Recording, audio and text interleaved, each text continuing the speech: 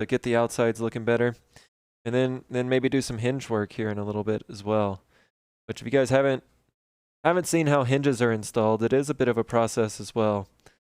So I've talked about this quite a bit in that I do a lot of like turning and stuff, right? If you guys have seen my pins or bottle openers, typically you can get the shape. Like there are some definitely critical steps, right? Like getting all these pins down to the right diameters, right? And making sure that the ends all meet up in a flush way, and all of that looks good, right? There are some things you got to get right, but in general, the overall shape of the pin and the overall shape of a bottle opener, you can get pretty much close enough, and it still works and does good, right? But the boxes really take a lot of fine tuning and a lot of precision cutting to get them to turn out properly in the end. So it's definitely been a learning curve, but we've been having fun with it. So do you make requests or do you make certain things over and over?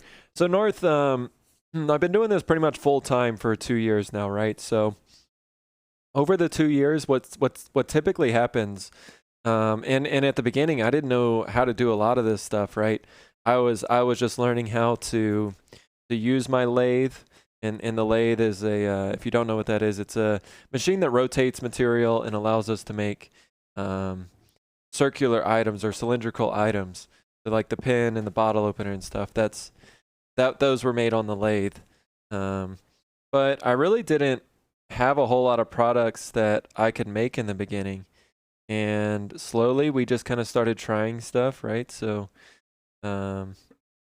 started out with some easier projects like those pins and bottle openers. And typically we'll stay on a project and kind of learn and practice it for maybe a month or two. And then we'll move on to the next project. And occasionally we do get custom orders where people saw an item and they're like, oh, I want a bowl like this one, but instead I want you to use maple wood instead of cherry.